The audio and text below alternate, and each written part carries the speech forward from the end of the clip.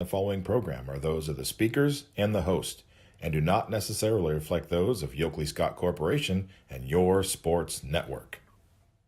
Yeah, I've been closer to Jesus before, so can you help me out? Oh, can you help me out? Am I on my own? Am I on my own? But can you help me out? Am I on my own? Am I on my own? Or can you help me out? Can you help me out? I've been scared to look in my soul.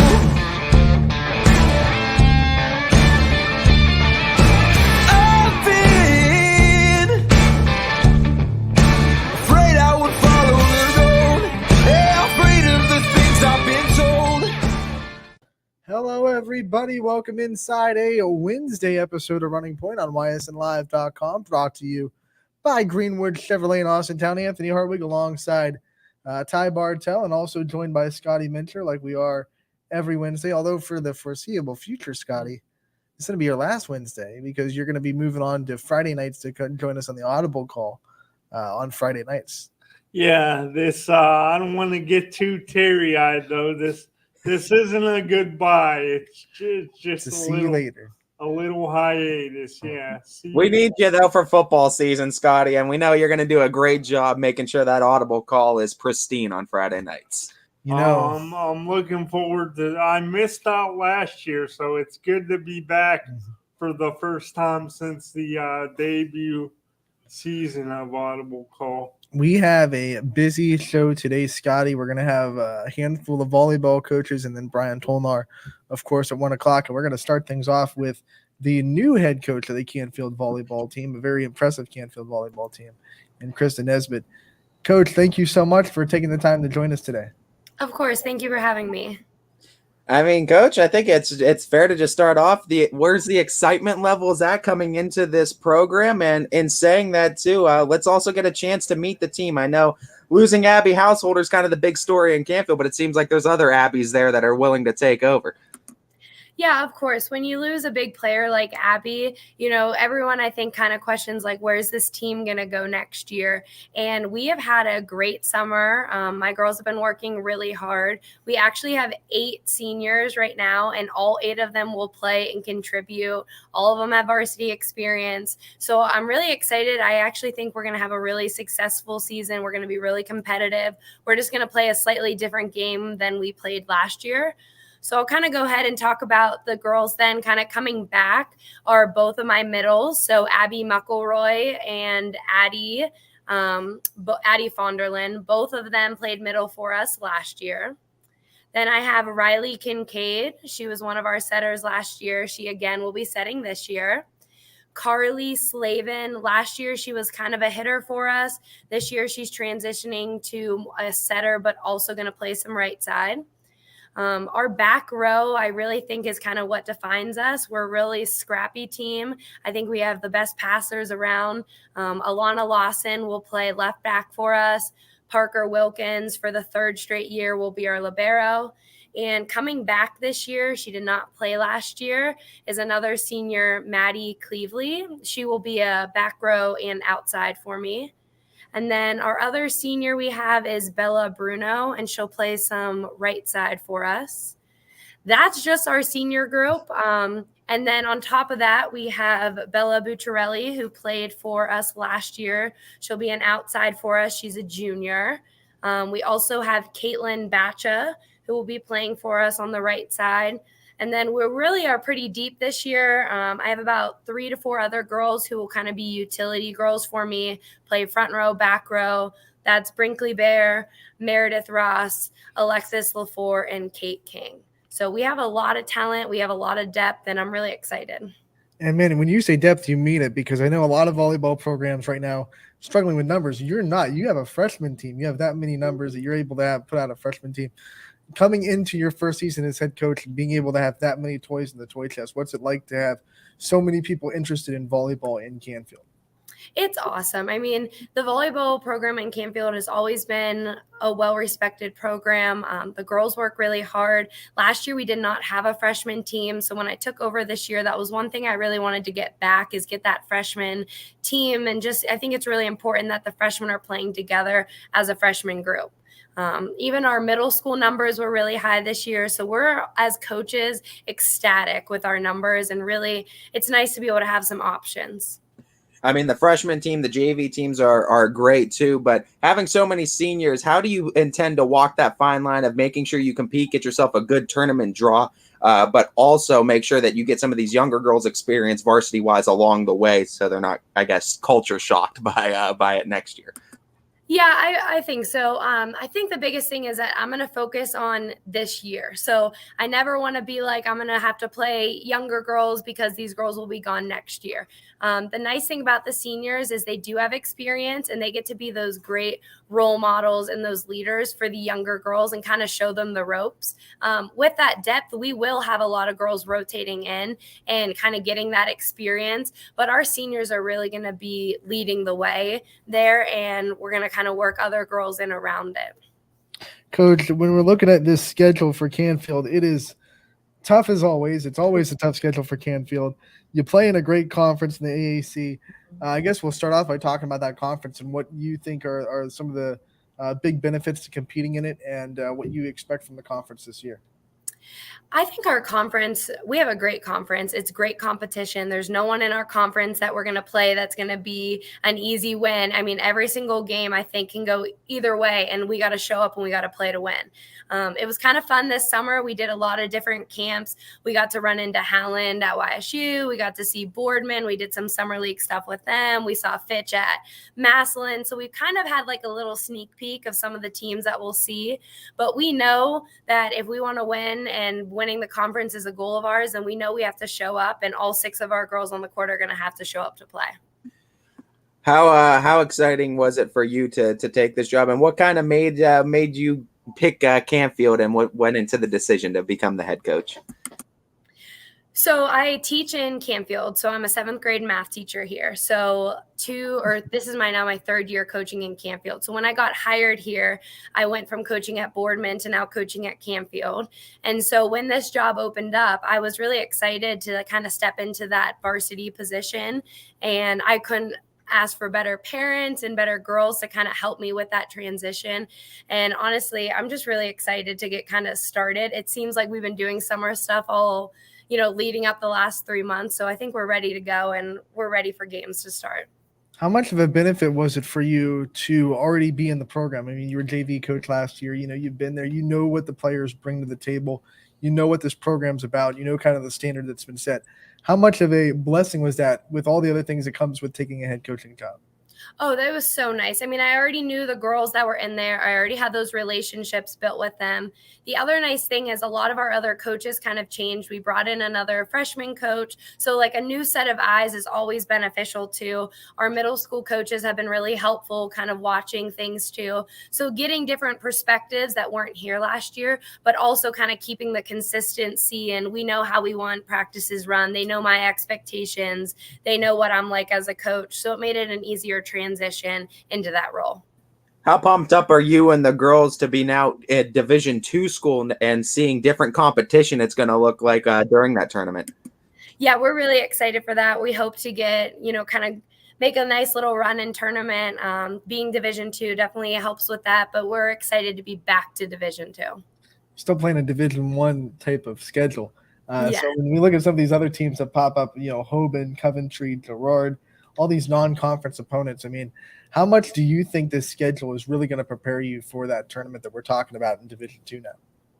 I think the more competition we can have, the better off we're going to be when it comes into tournament time.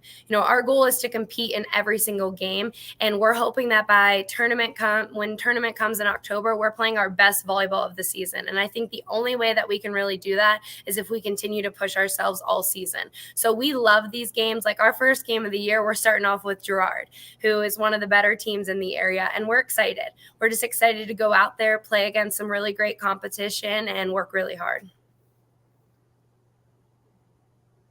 You look at the teams that you're playing too. I mean, you said it yourself. This is going to be a tough schedule ahead. But I'm curious about the culture of Canfield now. What is a Krista Nesbitt at the helm culture look like in Canfield, and what do you expect from these girls going forward? I think my biggest thing as a coach that I expect us to work hard and compete in everything we do. On top of that, as coaches, we met this summer and we said, our goal is to share our same love of volleyball we have with our girls. And from grades 7 through 12, we want it to just be like family. And we've done so many team bonding things all summer, just like grades 7 through 12, to kind of get everyone together, because it's really fun to kind of watch our seniors. They've kind of been able to grow through this program, and they have a great bond. And I really think it makes all the difference when you trust the people that you're on the court with. So our biggest thing is we're going to be a family. We're going to work really hard, and we're going to compete.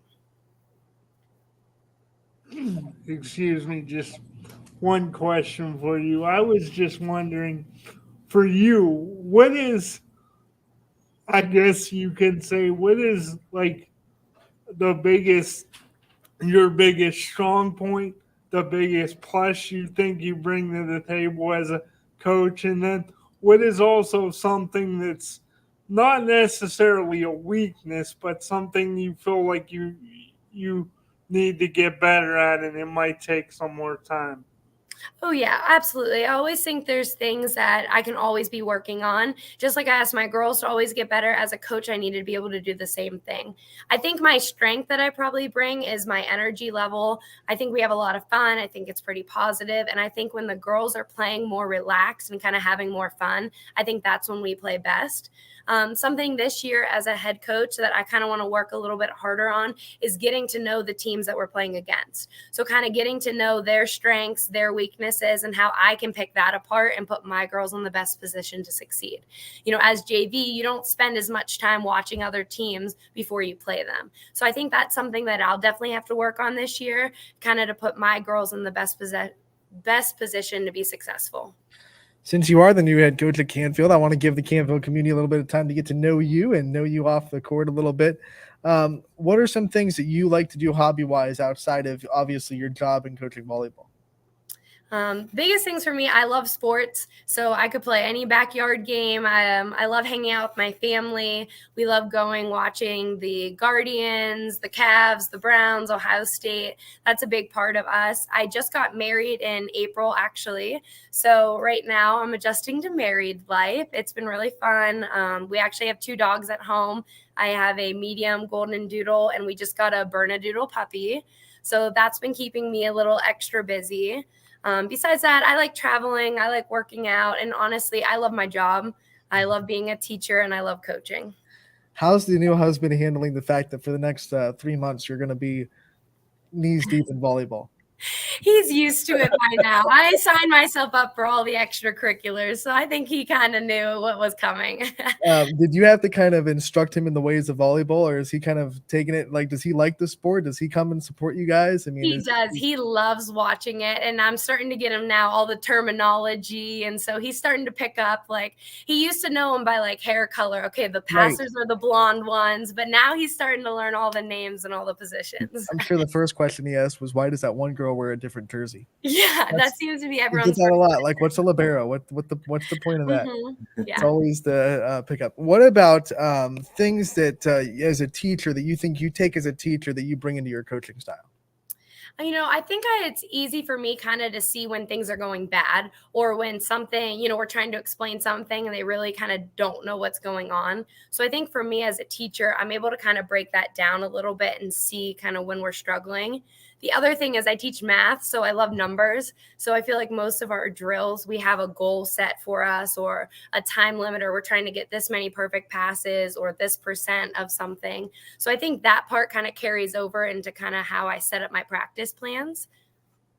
There are a lot of numbers in volleyball stats. It's a very mathematical sport. What stat do you look at the most when you're trying to judge either your team or an opposing team on what their biggest strength is? Like, what is the main stat in volleyball that you think is the most important? As a team, we've kind of discussed two different stats that we want to focus on this year, and one is our own serving. We really, really think that that's a strength of our team, is to be not only like aggressive servers, but accurate servers. And the other stat that we look at a lot too is our serve receive, and how long are we getting stuck in certain rotations, and, you know, what's our serve receive percentage? Are we siding out in 1 point? Are we siding out in 5 points? And for us, those are two kind of big areas that we're looking at to see how can these little areas make a difference in the game. Coach, before we let you go, I want to give you the chance to highlight your coaching staff. I know you as a head coach are going to get a lot of interviews. You're going to get all the limelight, but I know you have great people set behind you that are helping you make this program great. So who you got working for you, and who are some big names that help you make this Canfield volleyball program what it is? Absolutely. I mean, I could not do any of this without my coaches and without the support. I'm going to start with our 7th and 8th grade because we have new coaches pretty much throughout the whole program. Our 7th grade coach is Amber Chapman. I actually graduated with her from Boardman in 2016. Our 8th grade coach is Carrie Wyan. She is a teacher in the district as well. And the two of them have been doing a great job kind of setting that foundation with our girls down there. Our last year's freshman coach moved up this year to JV. It was Holly Rolla. She changed it. She just also got married. She's now Holly Lamping. So she's my JV coach. And then I have another coach who also just got married. So she's a Canfield graduate. It was Amanda Blanco. She's now Amanda Fitzgerald, and she's our freshman coach. Besides that, I have great parents and I have great boosters that support us and support the girls and will do anything for this program. So without all of them, none of this is possible. So while I'm on here, I would like to thank them again for everything that they do for us. Apparently, if you work in the Canfield volleyball program, you get married real quick. Yeah, I mean, we had like 4 people get married in the last year. Coach, thank you so much for hopping on, giving us a good preview of Canfield volleyball. We wish you the best of luck. We look forward to continuing our coverage of your team, and hopefully we can get you on a couple of more times during the season and talk about Canfield's success. Absolutely. I would love to. And thank you for all you do for us and our program and the girls. That was Krista Nesbitt, the new head coach of Canfield volleyball. She steps into the spot of Brianna Scott, who ran that team for a couple of years, but Ty, we've talked about a couple of new head coaches this year, but so far the ones that we've talked to have all been already in the program. And that's a big benefit to bring someone in that already knows your girls, already knows, you know, what the standard is, already knows what the skill sets of everyone is. You don't have to take that extra time to acclimate yourself. Yeah, and I mean, if you know the girls too, you can understand what adjustments might need to be made in a culture too, and what things you need to keep in the culture that we're working. So, I mean, it really gives you that kind of benefactor going forward. And I think that's going to be a key for Canfield. Like you said, it's still a very senior-heavy team. It's still going to be a very good team, especially moving down to Division II, one of the bigger schools in Division II now. I mean, it's fair to expect some success from this Canfield program this season. I really like what she said, and I'm sure Scotty would have attested this too. One of the things that she took from when I asked what you take from your teaching that you take into coaching, she said, I know I can get a sense of when things are going bad. And I like that. Like, no one really talks about, like, a teacher can tell when a student is struggling really quick. And sometimes that can carry over into, like, you can tell really quick, hey, this player is struggling with this and I need to correct it before it steamrolls. And having someone with that kind of ability to notice that really quick and fix it before it becomes a, you know, almost an unfixable problem. You know, that's probably an attribute to coaches that we don't talk enough about. I don't think we've ever talked about an attribute of a coach to be able to see when a player is struggling with something and nip it in the bud before it becomes a really big issue. I honestly think it just comes down to, I mean, certain coaches have that talent of just being able to read the room. I mean, just some people have that ability to kind of be able to read the room and just feel based off of just the energy or the vibes, honestly, that someone gives off. You can feel if something's not right or something's not clicking too. And I mean, certain coaches have that ability to kind of connect with their players and with other people and students on a different level. And I think it's just her being around so many kids, having so many different experiences too. You pick up on some things too, and you're able to quickly react to that and adjust to it. Obviously, she's able to pay attention too when she's in the classroom on the court too, because she's able to read situations pretty quickly. I know we're going to get our first taste of what she has to offer as far as the varsity head coach. But I got to see a lot of the Canfield JV games last year, so I got to see her in coaching action. And I'm going to tell Canfield community, like, you're in for a very energetic coach that's going to hold this program up to the high bar that it's been held to for a while. And I think they're going to be just fine. Yeah, they're going to be fine. It's going to be I think it's going to be a great season for Canfield volleyball. It's going to be a new look, right? Because last year it was. I don't want to say it was one. I'm not going to say it was a one-player show, because I am adamantly stating that you cannot do that in volleyball. There's no way one person can take over a volleyball game. You have to pass, you have to set before you can get to a hitter. But like I said yesterday when we were talking about their schedule and we were kind of previewing their season, Abby Householder was a player that you could go to out of system when things weren't going right to try to just get you back on track. You could just set her no matter where she was on the floor. Didn't matter if you were in system or not. You could just find her, and she would probably put you down, if not a kill, at least a strong attack to get you back on track. Who's going to be that player that gets them out of trouble this year? I think is going to be the big question mark for Canfield. Again, there we go with that, Mike. It doesn't even need to be one player. If every player just kind of steps up a little bit, as a team, you can get it done. And it can work more efficiently, too, when you all have to kind of rely on each other, but also rely on yourself to make sure you're doing the right thing in a system. It's worked in many sports, too, especially team sports. If you put that team above certain players and MVP-type players, you can have success that way, too. There's multiple ways to paths to success. And Canfield can find it this year. 8 seniors. I mean, it's their year now, and you're going to have to rely on each other. You're going to have to rely on yourself, though, too, when you're out there on the court. Scotty, I'm sure you've seen a lot of teams in some ways get better when they lose a MVP caliber player and come back the next year maybe a little bit more balanced.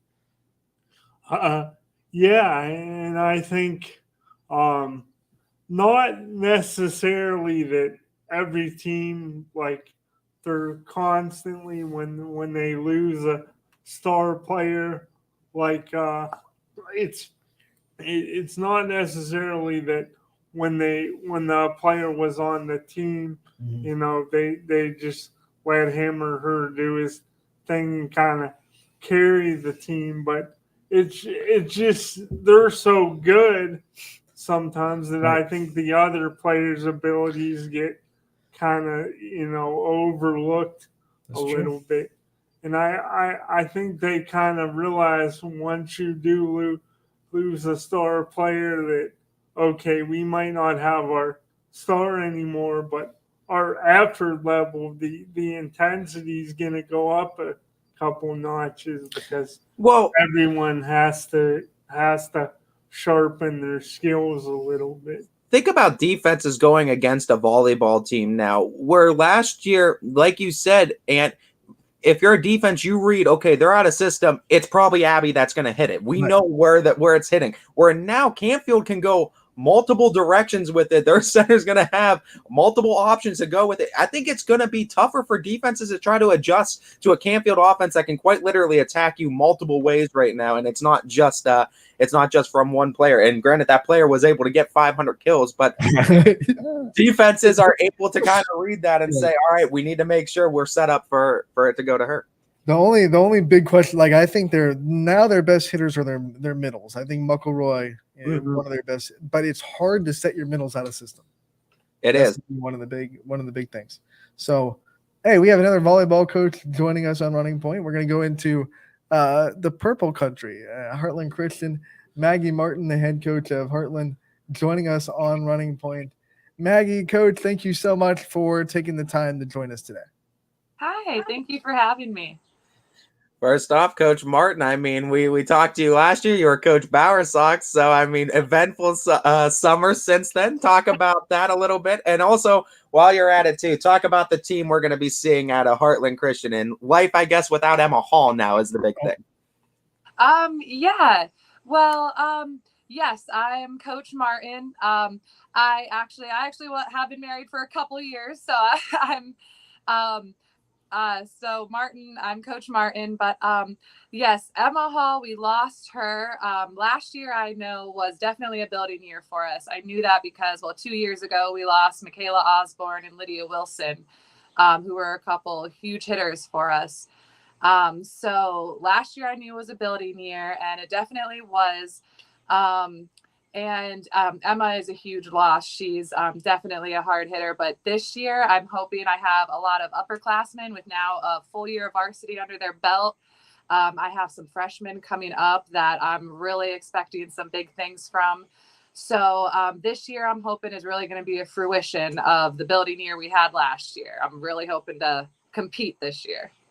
And you do bring back a lot of really good players. You know, we were looking at your stats from last year yesterday, and obviously Emma Hall stuck out, but especially serving, this team was really good at, hitting their serves, and the aces that you racked up were phenomenal. When you bring back that much experience from last year, that much young experience, how much do you think going through last year is going to help this team in growing this year? I think it's going to help tremendously. I'm big on leadership. Sometimes I feel like I'm training, hopefully, future coaches rather than future players. So my juniors and seniors, I expect a lot of leadership from them. I expect them to really lead by example. And this year, I've already seen that. We had a couple scrimmages already, facing some big teams. We played Western Reserve, South Range, Matthews, and Struthers, and Grand Valley. And we played well. I'm definitely very proud of how they played. And so I'm proud of how my juniors and seniors, the leadership that I'm seeing, and I'm really proud of my freshmen and sophomores that are stepping up. I think there's no doubt, Coach, the energy that you bring on the sidelines is something special too. You're always getting up for these girls. How invested do you get into these games, and what gives you that excitement and passion for this sport as much as we see? I love volleyball. I call it a volleyball bug. I don't know. I actually played basketball. My dad was a basketball coach, so I played basketball since I could walk. But as soon as my hands touched a volleyball, that was it. Like, I loved it. Greatest sport in the world, I think. But it's tiring. Sometimes I lose my voice, sometimes more than the girls do. But I love it. And it's, I coach. Sorry, I've got a cat crawling on me. It's cool. She's joining the interview.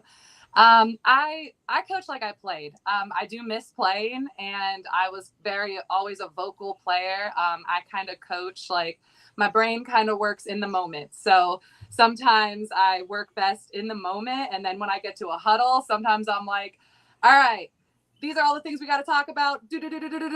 Go. And then I kind of send them on their way. So my brain just kind of works in that quick action moment. So I just get into it. And I don't know, it kind of just helps the girls build that energy when we need it. Like the coach, sometimes you're the seventh player out there. When the girls are falling apart, then somebody has to be a leader. And, I think coaches should step up and play sometimes more of that role. Coaches create the culture. That's kind of what I believe. What you want to see your team do, I think the coach needs to kind of help create that. You are definitely one of the most fun coaches to watch in the volleyball area, because you're jumping around, you're invested in every point. How tired are you after these matches? Because you're putting just as much as a sweating as your players are sometimes. Yeah, I definitely get pretty tired. And now I'm starting to feel my age too, because it's getting harder to jump around that. I feel like I got to definitely warm up now. I sometimes at practices during season, I was demoing, some things with the girls. And now I'm like, ooh, I'm starting to finally feel my age a little. But I mean, I love it. And, even if I were out there in a wheelchair, I'm still going to be doing as much as I possibly can. It's a fun sport. And I love it. So I just try to share that with everybody. We know that Heartland's one of those programs that just doesn't have a football team in the fall. So in saying that, do you as a coach and do the players feel a sense of pride being one of those teams that represent Heartland Christian going around in fall sports? Oh, definitely. I think definitely, like, we've also created a name for ourselves, even among other schools. Now sometimes I feel schools, they want to play us because they know we're competitive now at this point. Sometimes we used to be, oh, Heartland, we don't know if we want to get them on our schedule but I mean, volleyball, even just in the Heartland culture itself, we have us in basketball in Heartland are usually kind of our biggest turnouts for our parents, our fans. Those are kind of our biggest programs that we have that, like, it's just gung-ho there. I mean, we have awesome fans. We have awesome student sections. So it's definitely just a big culture. And yeah, and I'm definitely planning for Heartland's future. Our volleyball program's growing. So I'm really even hoping next year we could have the numbers for a freshman team. I want to do more with younger ages. So we're going to just continue to grow it and hopefully create a little volleyball legacy over there. We'll see. Usually with coaches, when we talk about the schedule, we talk about your conference, but you're an independent, so you get to hop around and play a really tough schedule, especially for the size of school you are. I mean, some of these teams that pop up, you got Ursuline twice. You're going to play Western Reserve. You're going to play Columbiana. McDonald's a good program. I mean, how hard and then Crestview, of course, that's going to be a fun one. Yeah.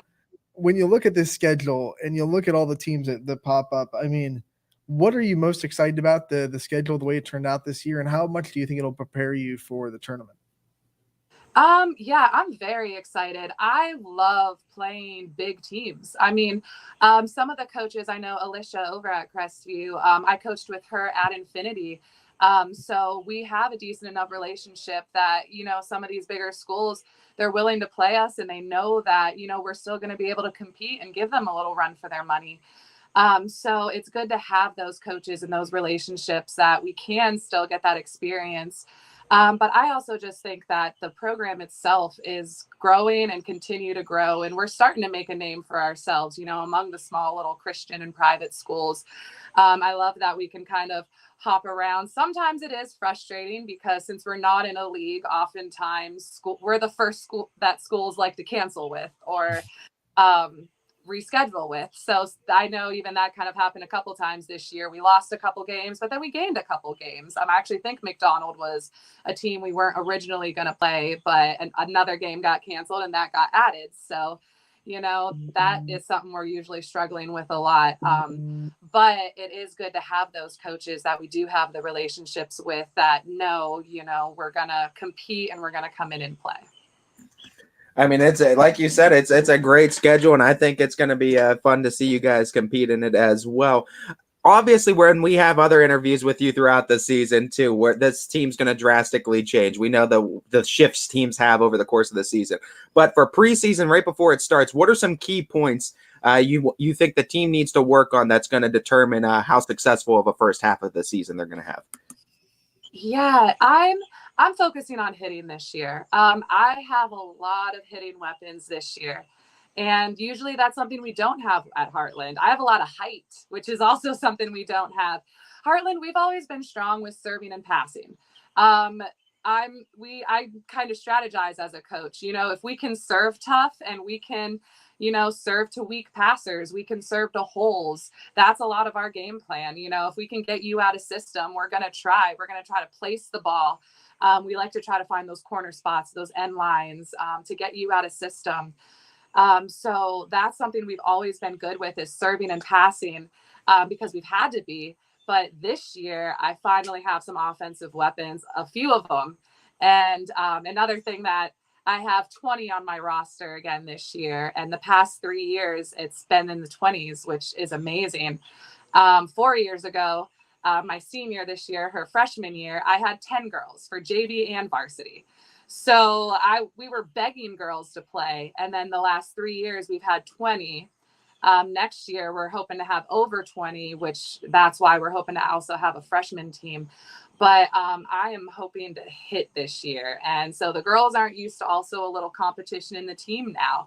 Now I'm saying to girls, if you're not willing to hit, I have another person who's willing to get in there and hit.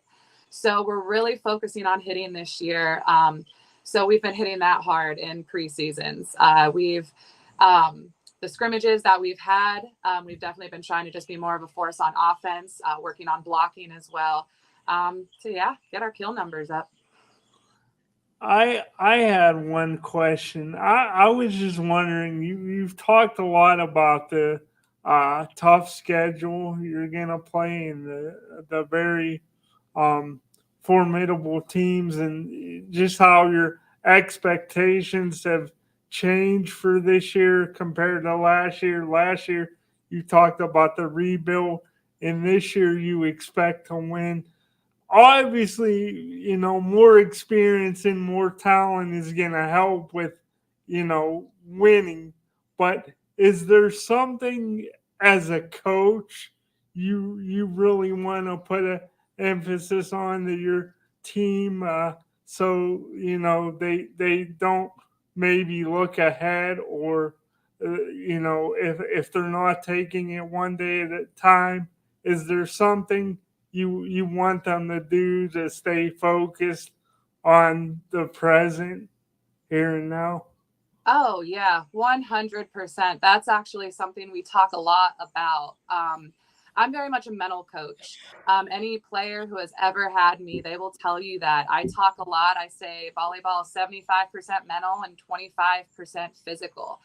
One thing I even was trying to think of what I've learned in volleyball.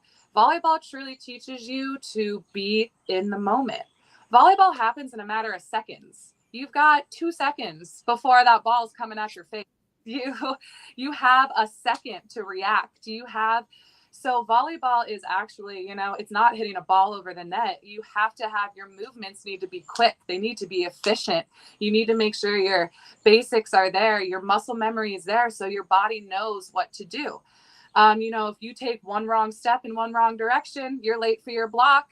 You're going to have, stinking Abby Mitchell from Abby from Crestview coming over and crushing that ball in your face. If you're late for your block, it's, I'm sorry, not Abby Mitchell, but you're going to have you're going to be late for your blocks. And so it's those little things that matter. You have to play in the moment.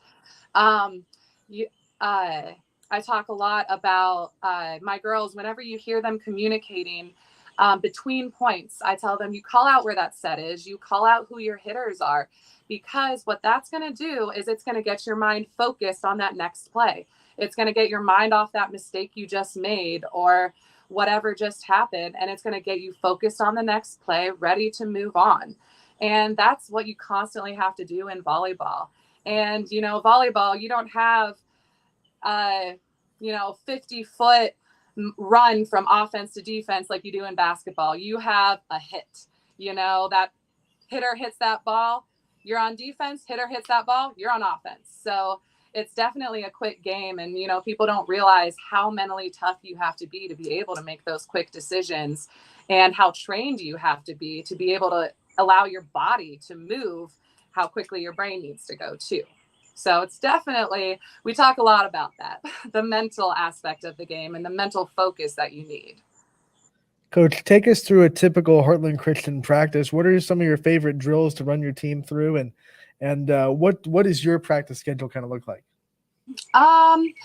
Let me see. Well, we usually always start with kind of a Bible study, a devotional, and we talk a lot about kind of our team dynamics. Like I said, the coach creates the culture. So we don't allow bullying. We don't allow mean girls. We talk a lot about treating each other as a team. So usually we always start with like a little Bible study, kind of a devotional type thing. And then we've been doing kind of 30 minutes of strength training. We have a new kind of weight room and stretching. So it kind of helps to get the girls kind of mentally there, mentally focused. We work a lot on serve receive. So we like to do a lot of kind of butterfly type things, serving and passing. One of my favorite drills, we call it compulsories too, but that's something we do a lot to work on hitting. You've got you've got kind of your front row and you've got a setter coming out of the back row, and it's off a coach's toss. You've got girls transitioning, setting, hitting, and then they're just getting ready to block, transition, hit. So we do a lot of basics. We do a lot of, usually our practices are kind of drill. And then usually the last maybe 30 minutes is usually kind of 6-on-6 play. We're really big on the little things, and we start that from 7th grade on up. I'm big on the basics, and the basics are the building blocks. Another kind of phrase we say a lot are, how you practice is how you're going to play. The skills that you build now, I tell you to do 50 passes back and forth.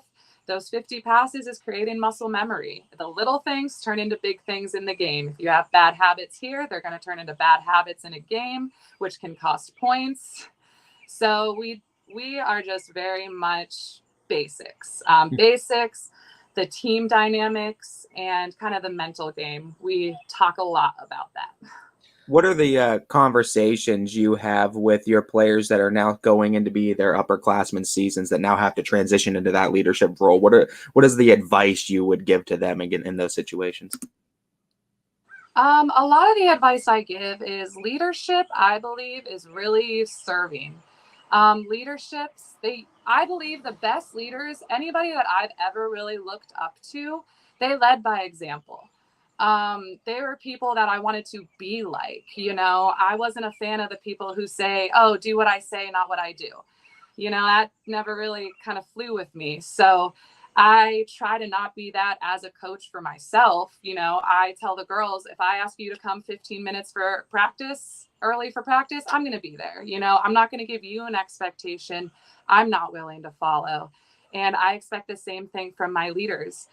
Sometimes the girls, they try to, we do kind of at the end of the day, the net cleanup, shag balls, kind of general cleanup of everything. And sometimes the juniors and seniors try to be like, oh, freshmen, you all sweep. And, I'm kind of like, show them how to sweep. It's, being a leader is oftentimes just being a servant. Like, you need to lead by example. That's kind of the number one thing I try to teach them. And I also try to show them, if I'm going to tell them to lead by example, I'm going to do the same thing. I'm going to practice what I preach to. And, hopefully it sticks. Coach, before we let you go, I want to give you a chance to talk about your coaching staff and the people that you have behind you making this Heartland program as good as it is. I'm sorry, what was the question again? I want to give you a chance to talk about your coaching staff and the people that you have working with you to make this Heartland program what it is. Yes, actually. I had to get all new coaches this year. I started the only one. So for junior high, I actually have a couple of my alumni that I previously coached coming back, which is super exciting. But for my JV coach, actually, I kind of found her right before the season started. Her name's Belle Cope. She's currently a student at Mount Union, but I love her so far. She is actually studying neuroscience and psychology. And that's actually what I studied when I was in college as well, was psychology. So her and I kind of, we see eye to eye on a lot of kind of our coaching ideas. She's kind of really just jumped in with the team so far. And she kind of definitely agrees with a lot of the things that we're already running at Heartland, focusing on team, focusing on really just how we treat each other more than anything. And then just focusing on those fundamentals. So she's in there, and she went to Western Reserve Academy and played volleyball there, and had plans to play at Mount Union, but kind of just chose to actually coach instead. She said she rather wanted to focus on coaching. So I'm so glad I found her. And I'm super excited to see her. She's a little defense. So I'm 6 foot tall. I was a hitter and she's defense. So it's kind of nice to have that dynamic there. And she can definitely help a lot with the defense and everything. But yeah, I'm definitely excited for the coaching staff that we've kind of built now, and even for the future. I think I have some coaches for even our future teams that we want to build. So I'm really excited. I'm ready to get going. Coach, thank you so much for taking the time to come on today and give us a preview of Heartland Christian Volleyball. We thank you for your time. We look forward to covering you all season, and hopefully we can have you back on again throughout the year and talk about some Heartland success. All right. Thank you. Yes. Thank you for having me. I'll come back anytime. Coach Maggie Martin, the head coach of the Heartland Christian Volleyball team. And Ty, we said yesterday, this Heartland Christian program has been successful, has tradition, and trying to kind of return the roar to take away a little bit of what Liberty was using last year. A lot of young talent that was on this team a year ago. We talked about Viasek that had 200 plus kills a season ago as a freshman. That you're bringing that back. There's a lot of excitement surrounding Heartland Christian right now, and I mean, Coach Martin's been there for a little bit of time now too, as well. She's been there to build this program up, and she's been able to see it through. So it's got to be exciting for her now to be able to talk so highly of the amount of hitters and the offensive weapons that Heartland has.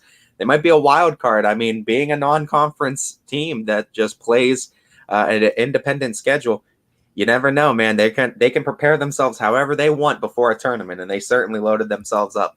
And a very unique situation, being the biggest show in town with no football team in Heartland. That's exactly that community's going to get behind that volleyball team. And that's why I wanted to ask about just feeling that kind of sense of pride too, because you're kind of carrying that flag on your back now of representing Heartland as one of like the main sports. Obviously, like soccer teams as they have them too, those will be represented too, girls tennis as well. But like volleyball, I would dare to say is one of your top two sports in fall. I feel like if there's a sport right below football in the fall season, it's probably volleyball that gets all the attention and popularity. So Heartland kind of carries that flag, and Coach Martin does a great job of making sure not only she does it, but that all of her players kind of follow in that tradition and feeling that sense of pride too. And let me tell you, if you've never seen her coach on the sideline, you should do yourself a favor and go and watch a Heartland Christian volleyball game, because that is fun to watch, because she just hangs on every point. She's jumping up and down. She's getting into the game. She's a high-energy coach that is very fun to watch do her job. We're going to actually take our first break of the day. We have to pay some bills. And when we get back, we still have Brian Tolnar coming on at 1. And then at 1:30, we'll have Sam Young, the head coach of Warren JFK Volleyball, joining us as well. So all that and more coming up next on Running Point, brought to you by Greenwood Chevrolet in Austintown. 21 News delivers the news as it happens, using the latest technology from where it happens.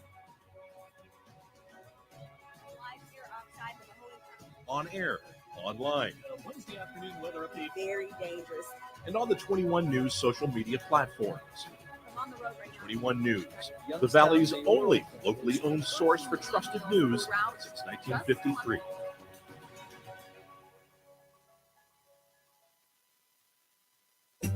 As fine as the eye can see, the finest hardwoods from the finest trees, made for your home and within your means.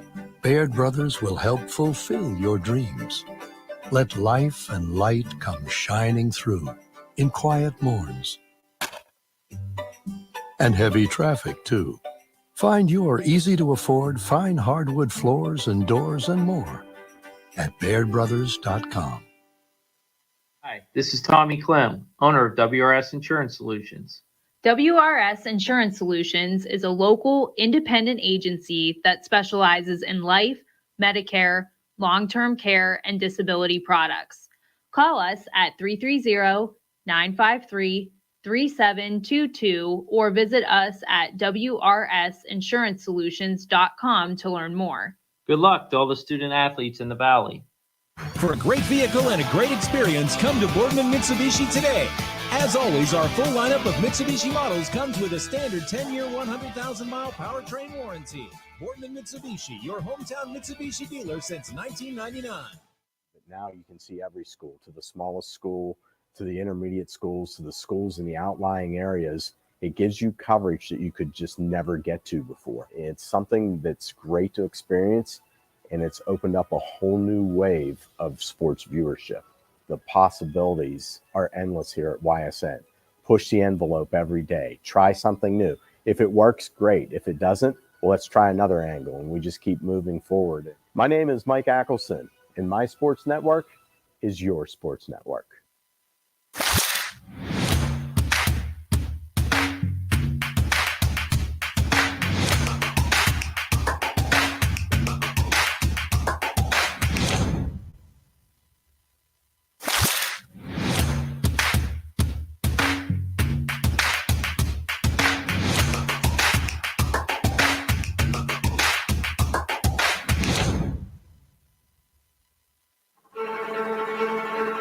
reliability,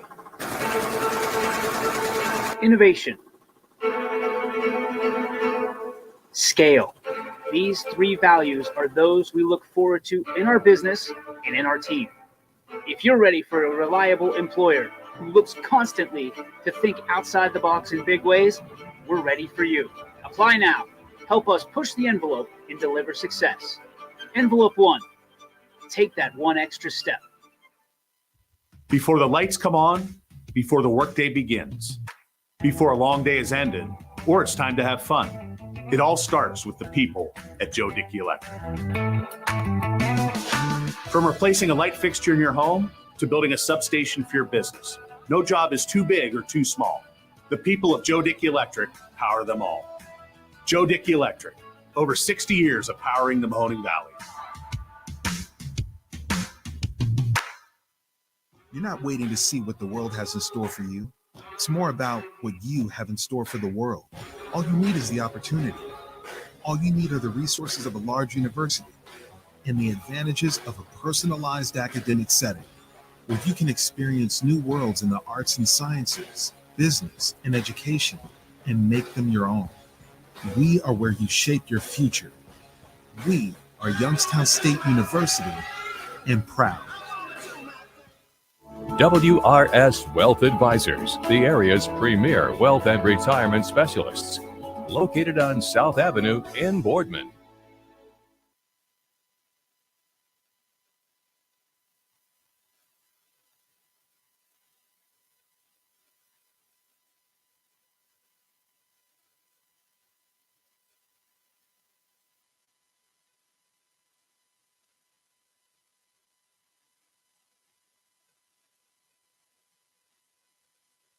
Welcome back to Running Point on ysnlive.com, brought to you by Greenwood Chevrolet in Austintown. Anthony Hartwig alongside both Ty Bartell and Scotty Mincher. Guys, how we doing?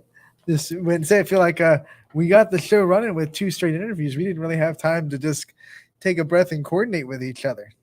Yeah, the shows, I can't believe it's almost 1 o'clock. I know, like we're running right into Brian Tolnar coming on at 1.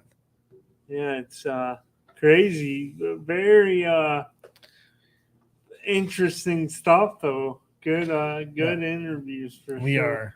are well into our volleyball previews and football previews and fall sports previews, and we're going to continue doing it for the next couple of weeks, trying to get as many coaches on before the season as we can to give us some previews of these teams that are going to be going on throughout the season. We still have one more today. Sam Young, the head coach of Warren JFK Volleyball, will be joining us at 1:30 after Brian Tolnar's interview.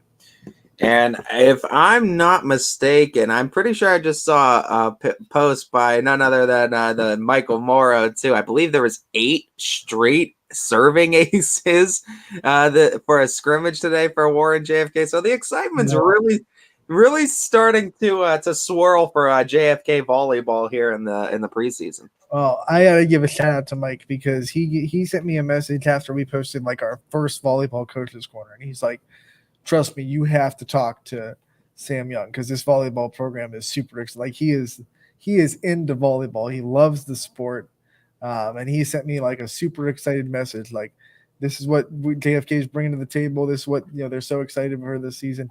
You got to talk to Sam Young." And I was like, "Okay, let's do it." So we got a hold of Sam Young, and we got him on the show today. And I'm so excited to talk about a Warren JFK program that I think is so under the radar this year. I think not enough people are talking about their volleyball program. Of course, their football program is going to get a lot of attention, Scotty, because they are a great football program. They have a chance to compete for not just a playoff spot, but a deep playoff run this year, like they do every year. So, yes, their football team's going to get a lot of attention, but do not sleep on their volleyball team. No. Don't do it at all. Don't sleep. Don't sleep, Scotty. The Sandman will get you. Candyman will get you. Yeah. You look at this JFK team. I mean, they still won 9 games a year ago, and honestly, from what I'm looking at least 3 freshmen, couple of sophomores, significant playing time last year, and I mean, it's just a team that's going to get a little bit older too. And I mean, we always know too, there's always some transfers too that happen throughout the season, and JFK is a pretty intriguing spot for a lot of students to end up too. So I mean, we always see through the transfer in the offseason too, that these schools sometimes get an influx of talent. We were just talking about Michael Palmer the other day too, really couldn't get a spot for on that Fitch football team. He's tearing it up with Girard too. So sometimes making that transition can definitely help too. So I'm excited for this JFK team. I mean, 9 wins a year ago, and they had a lot of young talent on that team. You're bringing that back, a little more experience, a little more seasoning. Let's see what this JFK team can do. Plus, I've been told that their freshman class is pretty good that they're bringing in. So that's something we're going to ask Sam Young about. So they might have a couple of sneaky freshmen that they're going to sneak into the roster. And the best thing about freshmen, Ty, is you have no book on them. You have no tape, no recruiting tape. So a team, especially early in the season, a team can go into a season and not know anything about this freshman kid that comes on and just lights the world on fire. That's going to be such a tough thing as an opposing coach. If you watch and you're looking at another team's roster and you're like, they have 4 freshmen on their varsity, so they have to be good, but we don't know anything about them. We just talked about Myasek from Heartland Christian. That's an example. Presley Stokes, excuse me, from last year, freshman last year, freshman. No one was ready for Presley Stokes. Freshmen from a year ago that can come on and make an impact, but we see that in the volleyball world, and there's no guarantees, obviously, but there's also it's not like it's impossible that it can happen to any of these schools again too. It's not like it's an uncommon thing to see freshmen come into these sports and immediately make major impacts for their teams. Almost like a rookie in the MLB when they first come up. It's like there's no book on them. They're hard to pitch to. And that's why you see, you want to give a guy maybe a year or two before you judge how good he's really going to be. Yeah. And I think sometimes too, to me, guys, when we're talking about volleyball, but even other sports too, like Ty just mentioned, I think sometimes, even though a lot of the time when you hit your junior, senior year, you're polished, you're more better. It's also tougher to succeed at times because you have a certain expectation that's put on you. When you're a freshman, you could just kind of, go out and do your thing sometimes. Yeah, some of these sophomores that are coming off of really big freshman years are going to be facing a lot of pressure to live up to the expectations they put on themselves with the successful freshman season. As you get older, there's more expectations. There's more expected of you too as you age in that program. There's no doubt seniors and juniors, more is expected of them in programs. So when you come in as a freshman, it's just kind of learn the program, learn the ropes of varsity, and do your best, get acclimated as best as you can with the program. So some freshmen can live it up and thrive in that. Yeah, absolutely. And I think that's why the whole phrase sophomore slump comes into effect, because some players fall into that pressure of having to live up to what they did their first year. And, whether it's because kind of refigure it all out again too before junior and senior year, you can kind of polish yourself more. When you add all that to the fact that now there's a book on you, so now teams will have a solid scouting report. That's why sophomore seasons can be tough. Absolutely. No doubt. Scotty, what do you think about one of the big reasons why there might be a sophomore slump for not just sophomores in high school, sophomores in college, and then obviously the second year of a person's career in the pros? Well, you talked about it a lot, not to get too far off the rails, but just off the top of my head, using someone who's now in Carolina, like a Baker Mayfield as an example. I knew we'd get to him. I just think you look at even someone like that, and Baker had a really good rookie year, but I think a lot of it is when you first come in, there's not as much people know about you, so they're really just you're kind of at the advantage because no one's going to know more about you than yourself. Obviously, they don't know much. So I think all the pressure's off. There's not that expectations that are laid on your shoulders. But once you taste that great success, then all of a sudden you go from being the hunter to the hunted. I know your headphones just fell off too. Yeah, everyone's gunning for you. Yeah, and that Yeah. year number 2. I like that you said no one knows you better than you know yourself, which is true. But then when you ask people like, hey, talk about yourself, it's one of those funny things about human nature. Like, you can talk about yourself for a little bit, then you can't talk about yourself. Yeah. I tell you, I always like hearing someone talk about. I like hearing Brian Tolnar talk about golfs and give these tips week to week. That's what I really love hearing too. I also like seeing that Brian Tolnar fresh off vacation too, going down with what was it, North Carolina, if I'm mistaken, Brian? We did. We went to Pinehurst, North Carolina for the U.S. Kids World Championship. It was a lot of fun. I had 4 days of being on the bag for Preston, and it couldn't have gone any better. We had a great time. It was a great week. First class treatment from start to finish. And it was just a good week to spend some time, obviously watching him play, and then, with some family as well. What do you think were Preston's biggest takeaways from that week and being able to be in that kind of atmosphere? Well, I think for him, he hit it probably the best he's hit it all year, tee to green. We just struggled with the putter. Bermuda greens are tough to gauge the speed, and we had some trouble with that over the course of the couple days. But his putt reading was really good. We had great lines at putts. Our speed was just off throughout the course of the week. But other than that, I think he realizes that he can hang with the best. I mean, we got paired with the kid that came in 4th overall. Tee the green, we struck the ball just as good as their father and son did with their team, and they made more putts than we did. But it was a great week, great learning experience from him. Gives him the idea of knowing what's expected, and really gave us the blueprint of how we practice, how we manage, and playing in a big setting. I mean, he went 4 days and he missed 2 fairways, the last 2 fairways that we played in the entire tournament, which is unheard of. And especially when you go play golf courses down there, when you drive it off the fairway, there's no rough. You're in sand, you're in heather grass, you're in dunes, you're in trees and pine straw and everything else. So it was very,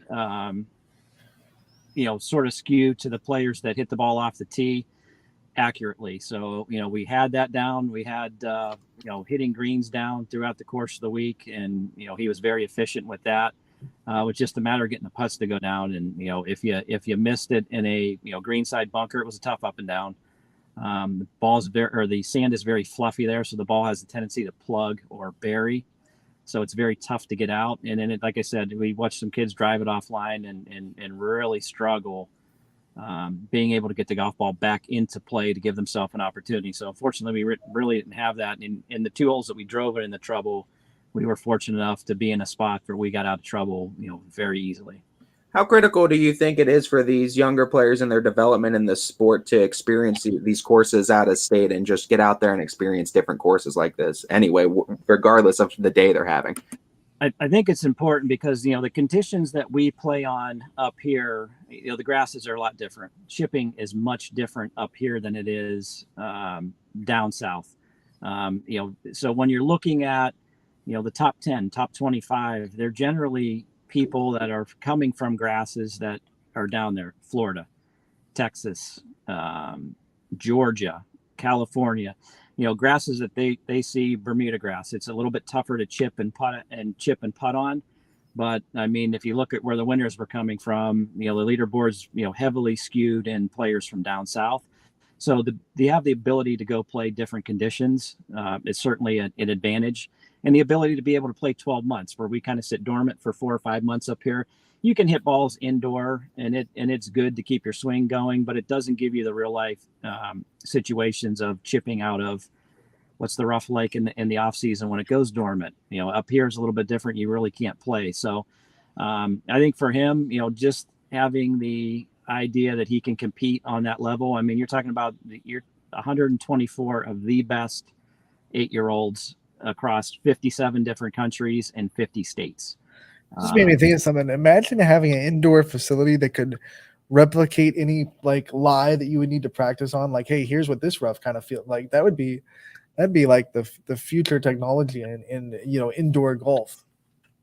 It certainly would be unique to something that we have up here. I mean, we've come a long way. I mean, there's no doubt with Top Golf and the indoor places that we have, and some of the indoor centers that allow you access. I know YSU's golf team has the indoor facility there at the Watts Center, but it's hard to duplicate some of the situations that you get yourself into. But we're moving in the right direction. But I mean, sitting dormant for 4 or 5 months makes it tough for the northern country golfers here in the United States.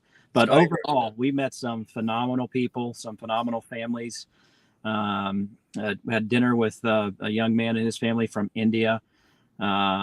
We had dinner with our friends from Cleveland and our friends from Virginia Beach and Texas and Georgia and Florida. And, it was great to meet a lot of families that are in the same boat that we are, practicing and playing and trying to get better and trying to make it there. One of the good features is we were one of the last ones to get in because of where the qualifying season is up here. So we made it by like a day to make it down there. So the good news is we qualified in the summer for next year. So we're excited. I mean, my parents came down and my aunts and uncles came down. I had another aunt and uncle come in from Florida to watch him play. It was spectacular too. We were fortunate to get some early morning tee time. So we had the lion's share of the day. Pinehurst and the U.S. Kids organization, first class all the way. It was a great experience. I mean, you're talking about, golf courses are roped off. There's electronic scoreboards like you'd be at a PGA Tour event. Everything towards the kids, all inclusive. We did a Parade of Nations on the first day where she was on the Ohio contingent that walked around. They had all 50 states had their own colored shirts that they handed out. All 57 different countries that were represented had their different color shirts. We paraded about 2 miles into town like the Macy's parade, and there was a skybox with the Golf Channel there, videotaping the entire thing live. And then they would have each state. They'd call the state, and you'd come up, and you could wave to the cameras and stuff. But I mean, first class from the moment that you got there. I was telling my wife, I said, the infrastructure that they have is absolutely amazing. I mean, banners on every light post throughout the entire town. Any business in town has, welcome U.S. Kids or, please, stop in. I mean, the entire community really embraces it. They had the teenagers there from, I think, 13 to 18 the week prior that we got there. And then it was 8 to 12. And they encompassed about 16 courses between the boys and the girls. You got your own course depending upon the age. So, I mean, everything laid out to the T. I mean, they had games and stuff for them to do at zero cost. And the stuff that they were charging the parents for was like $1. I mean, bottled water, $1, ice cream cone, $1, watermelon a stick, $1. I mean, very inexpensive. So they geared it towards, they know that you come. I think we're losing you, Brian.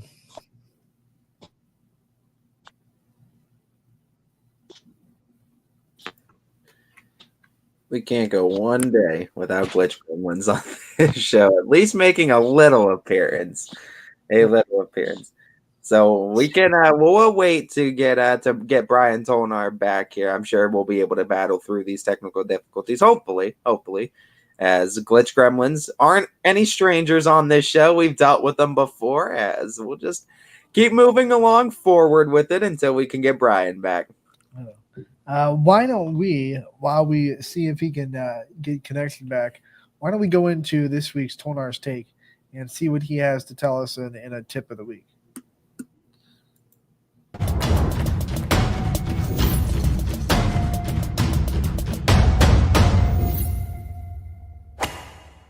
Welcome to this week's Golf Tip of the Week. Today we're going to talk about the Knockdown Shot, part of our Trouble series, just in case that you get into experience any heavy winds or crosswinds or winds in your face or downwind. We want to be able to knock the ball and hit it to that accurate distance that we're seeking from fairway to green, or if it's a par 3, from tee to green. So a couple things that we want to talk about is club selection, something with low loft. So normally I would hit a 7-iron about 150 yards. I'm going to go down one club. And a couple things that you want to keep in mind when it comes down to the knockdown shot. We want to be able to move the ball position back about an inch from where we normally would. So if I'm aiming at that flag directly out there, this would be my normal 6-iron position. I'm going to move it back just 1 inch, not too much more than that, almost to the point where it's at the center of my stance. And a couple things that we want to experience is we're going to take the normal backswing and we're going to hold off the finish on the follow through. So my finish is going to be no higher than this right here. So as we hit it low, we want to make sure that our face is right here to making sure that that golf ball position stays low, stays underneath the wind, and it has the trajectory to bore through the wind in order to hit the shot that we're trying to hit. So a couple things that I do is I'll make the same stance other than move the ball position back. I'm thinking I want the golf swing to go a little bit slower to make sure that we get to those angles, to the full swing back and the half swing through in order to make good contact. Our first contact as always is with the golf ball. And one of the reasons why we don't move the ball too far back is the further we move the ball back, the higher it's going to go. That's why we only move it back about an inch or so towards the center. But most importantly, we're going to choke down on the club to give us some control over this shot because it's a littler shot. I took that extra club, and I want to make sure that my follow through is in really good balance and finishing somewhere at the target. And if you do that, you'll hit some shots just like this.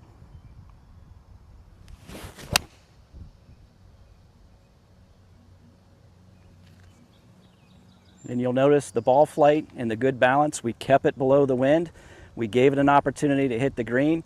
This shot will chase up, so if you leave it short, it will release back to the hole, so you have to plan for that as well.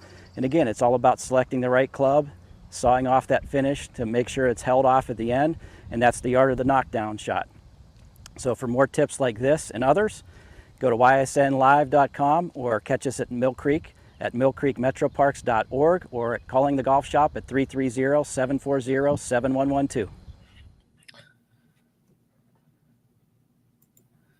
That was Tolnar's take for this week, and it's always a good one. And we apologize that we lost Brian's connection. And while we, hope to get him back in the next couple of minutes, we know he had to also keep this week's segment a little bit short. So we hope to get him back in the next few minutes. But while we wait, I want to bring up some things that I know he would want to talk about, some things going on at Mill Creek. I was going to say the Morley Pavilion's popping again. I was going to say, first thing tonight, live at the Morley, is the return of Live at the Morley, I should say. 2 more weeks of this in the fall. Tonight you can go to Swing Time Big Band. They are a swing and Latin band, and they are live at the Morley, the Wick Recreation area by the Judge Marley Pavilion. And he gets some good music. Presenting sponsors iHeartRadio and Mix 98.9 for Live at the Marley. Once again tonight, you can go listen. Are you into swing music, Scotty? Get into some swing? I can. There's not much music I won't give a try. Really? Yeah, I'll give anything a try. So you'll go to the swing time big band tonight? I would, yeah. I'm actually going to a concert tonight. Who are you going to see? In Pittsburgh. I'm going to see Breaking Benjamin and Alice in Chains. Breaking Benjamin. That's a throwback. Yeah. I'm trying to I know one of their songs, but like so many of those. Diary of Jane is one that played a lot on the radio. So many of those early 2000s bands, their songs all get washed together. Same, yeah. So like Secondhand Serenade and Three Doors Down and all those kind of Nickelback, all those songs kind of get washed together in my mind, and I can't remember. Even like Theory of a Dead Man, is a really good kind of 2000s rock band. That I just Breaking Benjamin. I would probably know their songs if I heard them, but I can't pop up any out of my mind. Yeah, I know you would know them very quickly. Like if I played an album after the show, we'll have to play one. My favorite thing is the only other time I saw them. This is my second time seeing them, but they played the Imperial March, and it was awesome. That would have my heart right there. I'd just be like, "You got me." Yeah, it's pretty great. Gotta love. Who doesn't love Star Wars? Oh, I don't. Losers. Oh, again, I'm just throwing out names for people. Becky's. Hey, I think you could be both. I like. I know. But you're only passionate about one of them.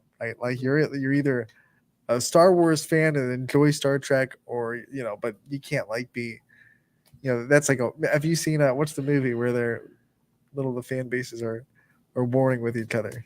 Is that Ted? No, it's literally about trying to find the script of The Phantom Menace. Oh, okay. And it's a Star Wars fan group. I'll find the movie title and I'll get it in my brain. I don't know. I know it's tough. Back to Mill Creek. Live at the Morley tonight. Once again tonight and next Wednesday. The last 2 live at the Morleys of the summer. Make sure you get out there. The festivities start at 7 p.m. tonight, and you can hear some great music from the Morley Pavilion at Mill Creek at the Wick Recreation Area. Another thing that Brian would probably want to bring up is YSU Women's Golf is going to be, having a golf outing at Mill Creek Park on September 11th. So if you're a YSU alum or a YSU fan, make sure to go out and support one of their programs and get to the YSU golf outing that will be at Mill Creek on September 11th to support the YSU women's golf team. And then we were going to have high school golf is underway. We've seen results come in. We've seen Middle Ridge last night to have a pretty good outing against Lowville. They got their first win of the season. Garfield has won back-to-back. They got a win yesterday over I just saw the result. They got a win. Brookfield. I think it was Brookfield. I'm almost 95% sure it was Brookfield that their golf team got a win over last night. So golf results are starting to come in, and there was a Spartan Invitational. Boardman, one of those teams that calls Mill Creek their home, along with 7 other golf teams in the YSN family that call Mill Creek home, and they're going to start to get really rolling here pretty quick. Yeah, and that's a big thing with Mill Creek Golf. They host so many of our high schools as well. So there's going to be a lot of golf rolling through Mill Creek, and a lot of golfers that Brian Tolnar can be very familiar with, and I'm sure he'll see quite a lot over the course of the fall season. Speaking of Star Wars, you just sounded like a droid there. I think you're losing your connection a little bit. We're going to it might be a bad connection right now. Yeah, man, you're starting to sound like a droid.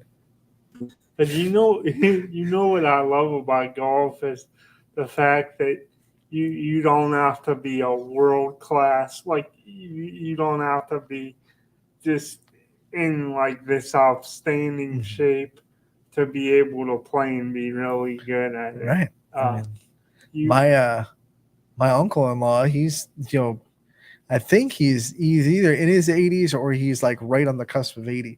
And he can outdrive my brother.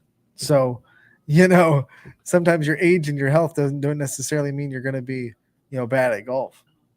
Yeah, that's what I really have come to admire about the game. We have one more coach to join us today on Running Point, and it is going to be Sam Young, the head coach of the Warren JFK volleyball team. And that's an empty classroom. There he is. Hey. Thank you for coming on. I thought we lost you. I thought you were the invisible man. No. I was just putting something away in my classroom real quick. No, you're good. You're good. Thank you so much for coming on today. Yeah, not a problem. Thank you guys for having me. I mean, a grand entrance indeed. And I mean, there's a lot of hype too about seeing the entrance to the season from this JFK volleyball team, a solid team from a year ago. And I know there was a lot of young talent on that team. Let's get a chance to meet this team this year and what's all the excitement about surrounding JFK volleyball this year. Yeah, so like I said, you guys kind of hit on too. We were very young last year. Most of my team was either sophomores or they were freshmen. I only had 2 seniors last year. I had great senior leadership from Chloe Coates. So obviously losing a player like her, I mean, you just can't replace somebody like that. She worked hard all the time and did everything the right way, and she was a great leader for the program. So now this year I'm looking for girls to kind of step up and fill that leadership role. I'm having 3 seniors this year in Katie Ruggieri, Abby Williams, and Bethany Moten. But again, this year, kind of similar idea where the team's very young. I have mostly either sophomores or juniors. I have a couple freshmen who, vying for varsity spots as well. So there's a lot of potential for this team being so young. Ellie Rink, she's a returning junior. She's going to be very big for us. Isabella Morrow, she's a sophomore. She's growing more and more every day. We got a couple new students coming into the school as well. Ava Darney and Addison McGuire, who I think are going to help contribute to the team. So we're looking for a lot of people to step up in kind of that leadership role right now for us as a program. You touched on some of your freshmen, and we've been told by some of your fans that this freshman group is really good, and they should be at least heard from this season. Can you buy into the hype? I mean, freshmen can make immediate impacts on varsity. Without selling the farm, can you give us a little bit of a preview of this varsity class? Are they being overhyped? Are they worth what we're being told? Well, I don't really believe in the hype, which I told the girls from the beginning of the season, our kind of motto was like, hey, if we want to have high expectations, then we have to have a high work ethic. Those two go hand in hand. Like, you're not going to be able to be a great team if you're just kind of going through the motions. So over this past summer with, conditioning, open gyms, we've really developed these players into kind of the athletes that we want. The one freshman who we're really looking forward to have, and I think is going to make a phenomenal difference for this team and the program, is Hannah Myers. Her athletic ability is, it's just absurd for a freshman. And then we also have some girls who they're kind of in between right now. They're JV per se right now, but I think the more they play, they could be helping out the varsity role. So I have girls like, Anaya Johnson and Danielle Wickham and Marshayla Myers, who they're kind of on that border right now of like, okay, which way are we going to go? And I think the more they play, they will help us as a program as well. They will help contribute to the team. All three of those girls are sophomores. And then also Grace Hadley, a returning sophomore last season. And I asked her to do something. She does it. She's just one of those girls who she will go out there, she will dive, be on the floor, getting after it. So as far as the hype goes, I don't pay attention to that. I just look at like, hey, how are we going to perform the first, game against Pymatoonie Valley?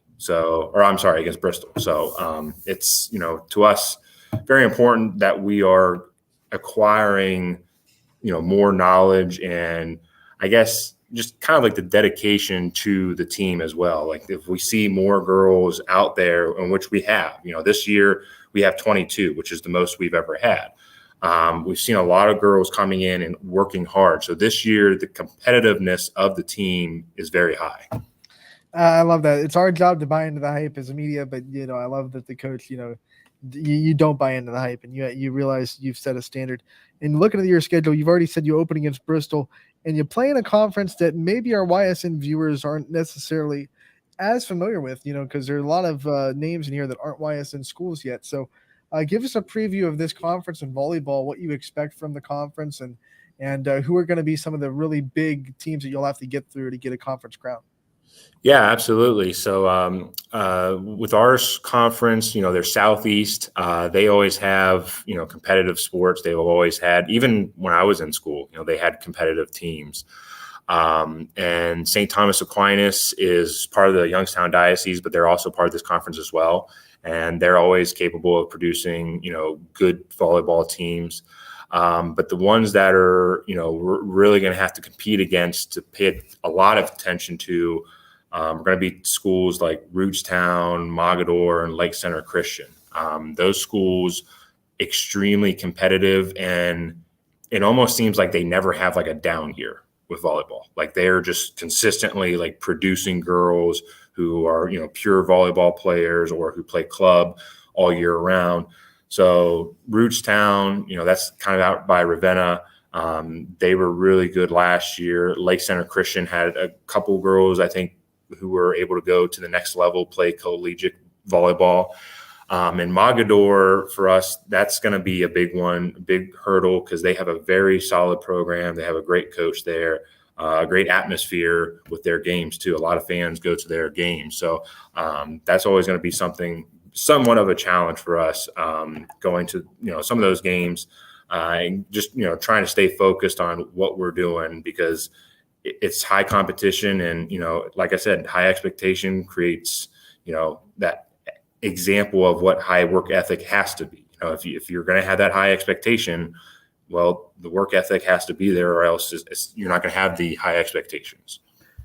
How much weight are you putting on the goal to win the conference this season? And what are some things that the team, you guys need to work on yourselves to be able to obtain that goal?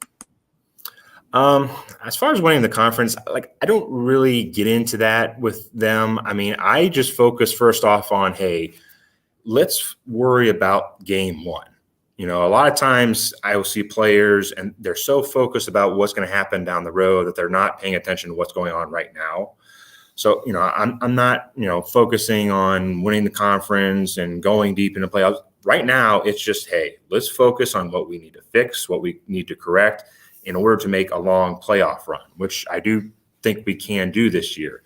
Some of the things that we're working on right now is just the consistency of play.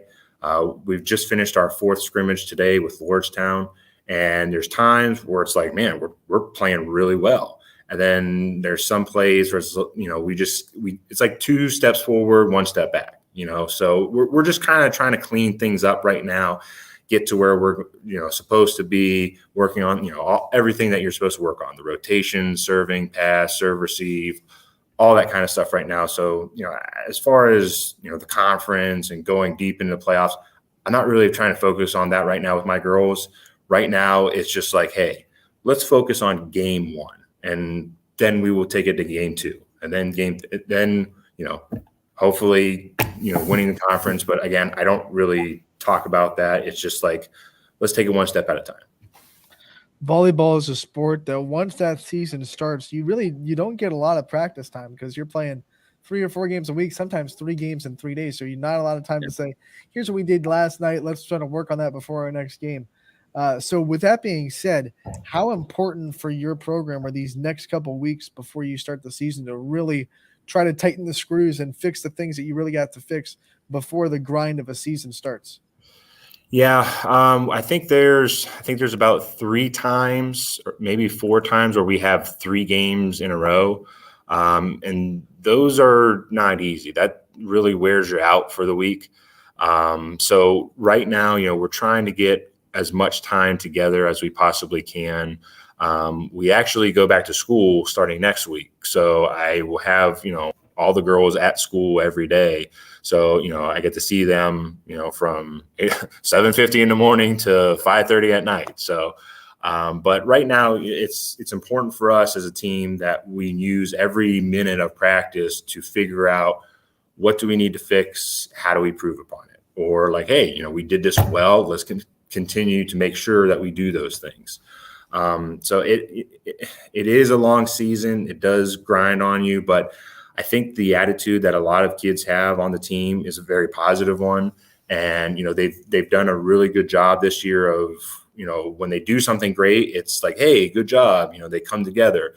But even when they mess up or they make a mistake, they're there picking each other up. That was something I kind of wanted them to focus on this year too, is like, hey, everybody here is making a mistake. No one's a perfect player. No team has a perfect player. So we always have to make sure we kind of regroup and just focus on, hey, that play's over. Let's work on this new play right here. Let's get ready. Let's get a good pass to our setter. Let's get a good hit. All right. And that's kind of where we go from, the beginning of this season to now, is that progression of picking each other up and making sure that we're moving forward instead of worrying about what happened 1, 2, 3, 4, 5 plays ago. Coach, and talking about your season as well, you talked about your conference is already going to provide tough competition there, but non-conference wise, it gives you a little bit more flexibility to schedule those teams. What, in your opinion as a coach, what do you think about this non-conference schedule that you guys put together, and how well do you think it's going to test you before that tournament run you guys are planning on making?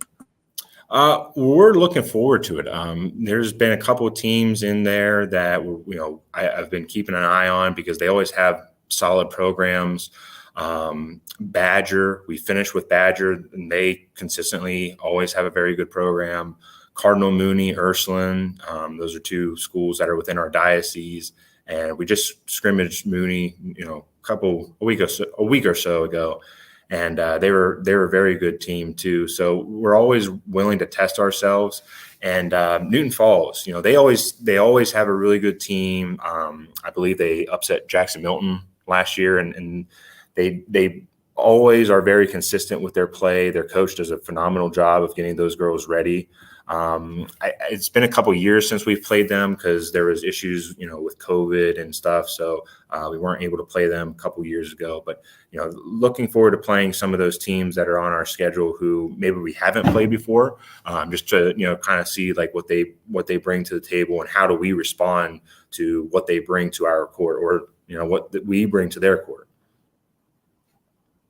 Coach, I just wanted to know from you.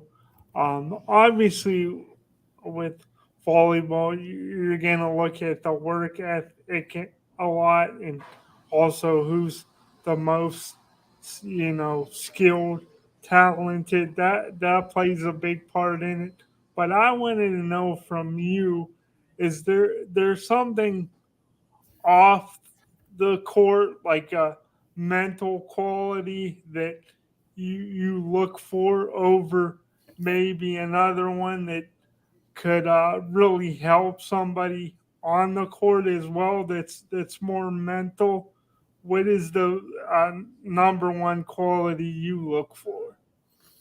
Well, for me, the mental toughness is kind of what we've been preaching all year. To my girls, I told my girls a story that my dad and I had, and I was maybe in high school, and I remember my dad telling me one day that there's always going to be people who are taller than you, or stronger than you, or faster than you, smarter than you, or whatever it may be.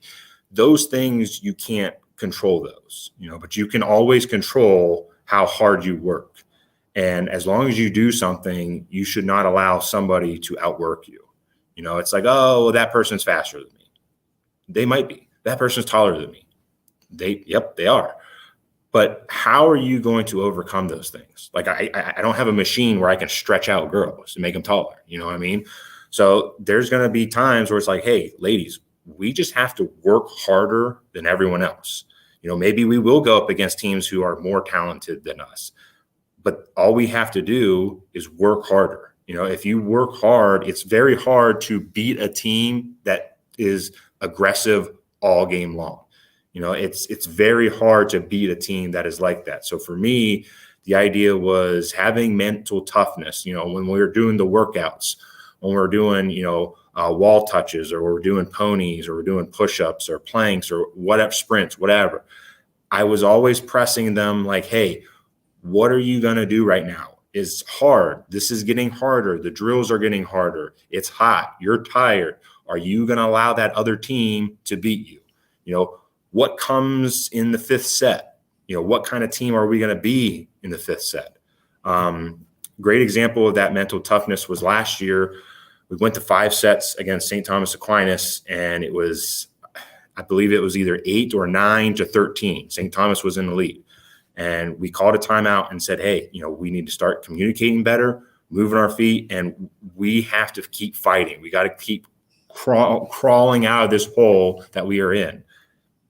Sure enough, they did, and we came back and we ended up winning 15-13 and, won the match. And it was just a great feeling to see those girls, like, it finally clicked for them. And so I'm hoping this year, again, they kind of keep that same energy and that same idea of mental toughness of, hey, you guys on the other team, you might be faster than me. You might be taller than us. You're not outworking us. Like, that's not debatable. Coach, if we were to talk to someone that graduated from your program and we asked them what they took away from being a part of your program for the 4 years that they were in it, what would you hope that their answer would be? What do you want players to take away from being under you as a head coach?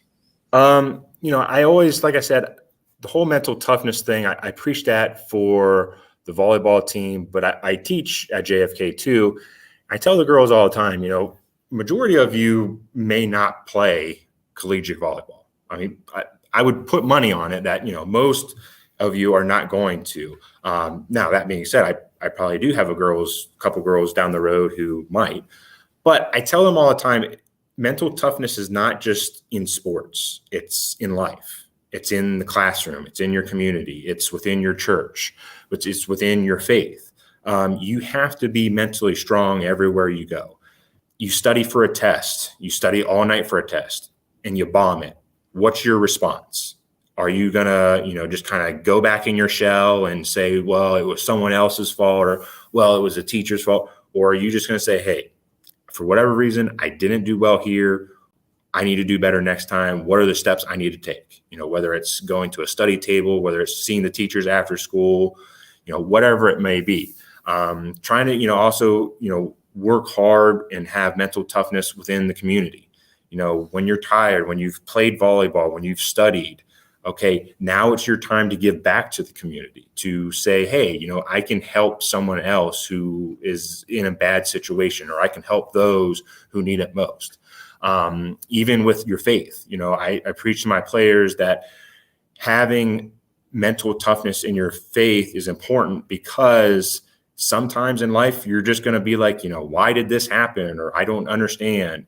And, it's easy to have faith when everything's going well, but what about having faith when things aren't going well? So those are some of the things that I want the girls to get out of this, is having mental toughness in every aspect of your life. And, whether it's, they're at a job or they're in college, I want all of my players to have that same attitude of like, hey, you're not going to outwork me. Maybe there's some girls is like, yeah, maybe you are smarter than me. You're not going to outwork me though. So that's something that I want my girls to take out of this, is that mental toughness. Coach, final question for you before we let you go, as we always appreciate your time. We always know head coaches, players, you guys get all the spotlight, you get all the interviews too, but we also know there's a lot of assistant coaches and other names that go into some of these programs too. I want to give you the chance to highlight those other names that are in the Warren JFK volleyball program that deserves a little limelight. Yeah, absolutely. My assistant coach, Luana Sims, she was a longtime head coach at several schools in Youngstown, and she's come in and just done a phenomenal job with me and the girls. I've really learned a lot from her. I was able to get a lot of information, and whenever I have a question and I'm not sure of something, I feel confident in going to ask her. Even here at Kennedy, the principal, Elise Consiglio, she was a longtime coach at LeBray High School.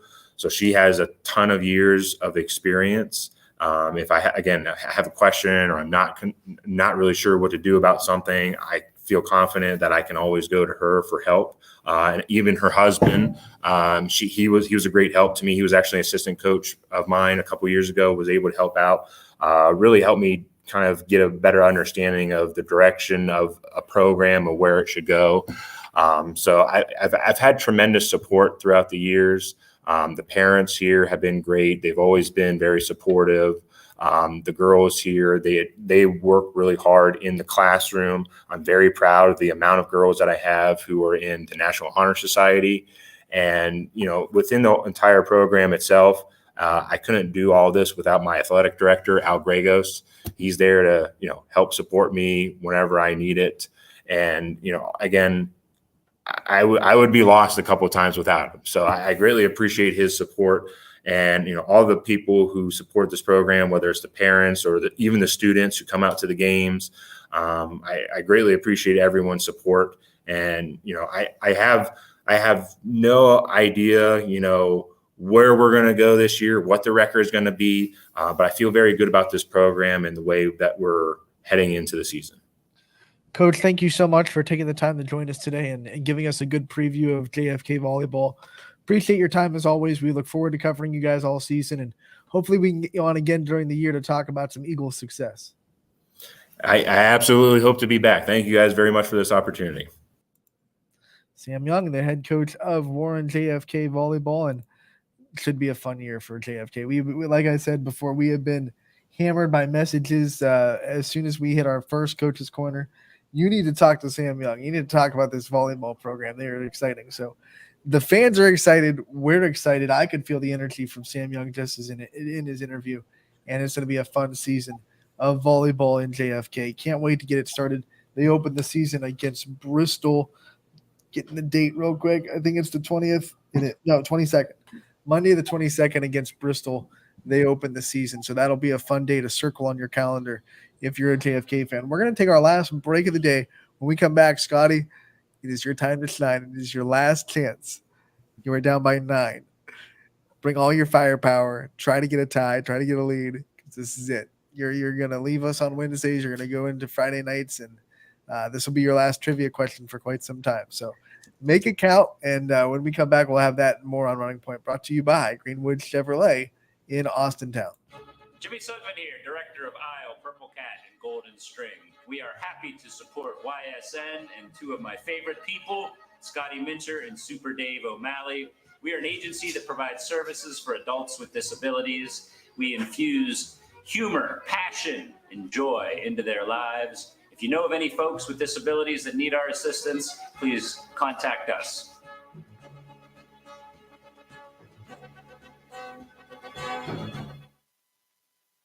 How lucky are we to have not one, but 2 18-hole Donald Ross Championship golf courses right here in our backyards. Mill Creek Golf Course was selected by Golf Week as one of America's 30 best municipal courses, continuing to challenge golfers of all levels and featuring PGA professionals, golf instruction, a players rewards club, kids programs, and a pro shop and grill room for a memorable golf experience. Call or click to schedule your tee time at Mill Creek Golf Course.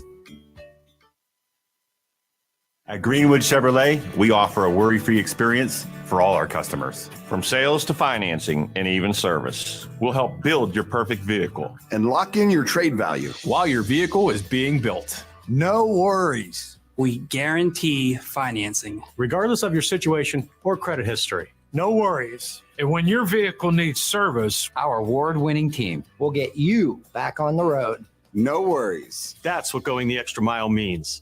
Only at Greenwood Chevrolet. Now is the time to think about your future, where you want to go, what you want to be. Your future can start now at Kent State Salem or Kent State East Liverpool. We have programs that will open doors and provide opportunities for you to pursue your passion. We are affordable. We are close. You call it hometown. We call it Kent State University. Learn more at www.kent.edu/Columbiana. You belong here.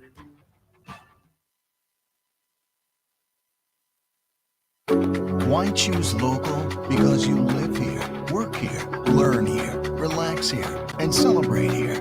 21 WFMJ is our valley's only locally owned TV station, and our focus is local. Other TV stations don't have that same focus, as their owners are somewhere else. But 21 WFMJ is rooted in the valley. Local people making decisions that affect your life, right here where you live.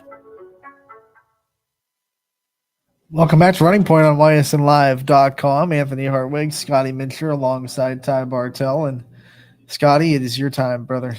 It's your time to shine. I'm putting 13 minutes on the clock.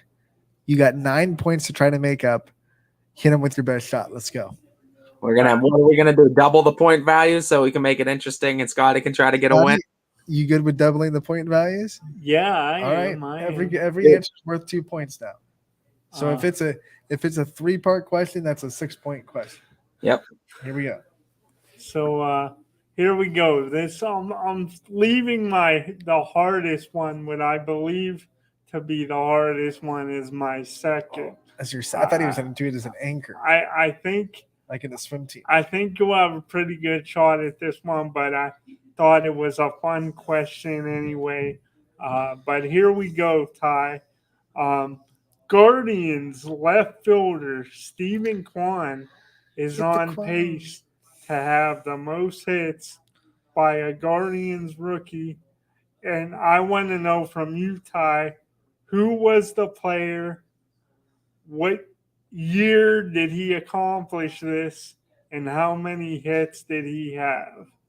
So that's what I want to know from you. You mean whose record he's breaking? He would break if he was on pace? Yeah. Okay. Because he's on pace to have the most hits by a Guardians rookie since So, this player. Quinn, And I basically think- obviously at the time it was an Indian because they've only Right. been the Guardians this year.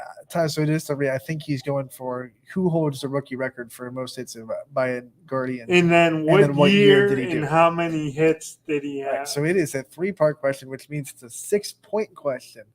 Ty, you need to answer who the rookie was, what year he did it, and how many hits he had. And you have 2 minutes. We're gonna squeeze Ty. We're gonna also give him a time limit. Try to give Scotty the best chance possible to try to get back into this game.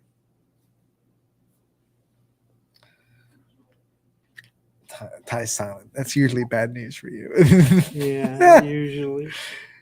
I'm thinking on this one because I'm trying to think of who all has won. Like, I know Sandy Alomar won Rookie of the Year for Cleveland at one point. I don't know if he had the most hits. I know another big name that was Rookie of the Year. It was Joe. Oh gosh, I can't think of his last name. Joe. I know it. Charbonneau, I think was his name. I think it's Charbonneau. I think is how. Yeah, under a minute. I'm gonna say I'll say Charbonneau. I'll say Charbonneau. All right, what year? Oh, I think it had to be 80s. Was he right with the player? You are wrong. Wrong. With the player. This is going to throw Ty way off because now he's going to get a year. He doesn't even the right player. 2 points to Scotty. All right. Ty, we need a year. We need a number. You don't know what player it is, though. All right. Well, then I got to think of who might have the hit record than some other one. Because if it's not him, that's stupid to guess that year of what I was thinking. Because he played sometime in the 80s. Get out of here with help. You can't help him. You're late too. We already answered it, and that's wrong. I'm also trying to just think of. Ty, you're out of time, buddy. I'll say 92 then, because I'm thinking Kenny Lofton. I'll say 92. Yeah, he has the 92. You got that, so, right? All right. Now you just need to know how many hits he got. Oh wow, that's oh man. Yeah, come on. You're eating Scotty's time.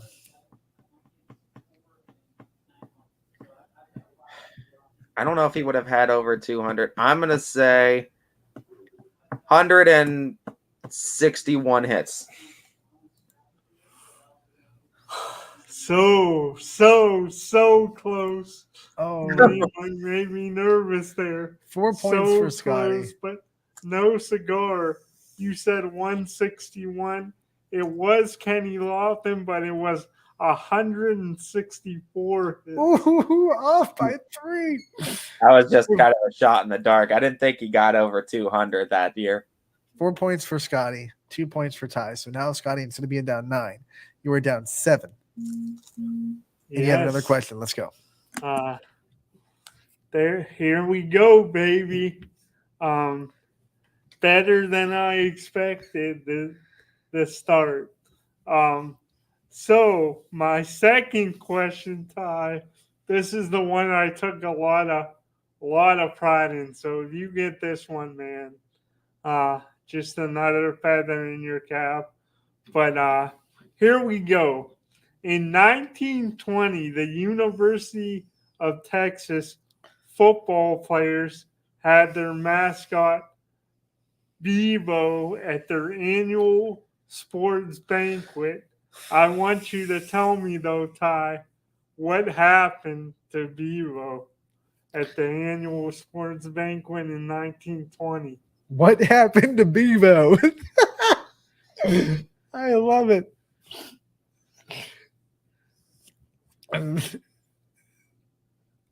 Poor Bevo. I don't think it's anything good.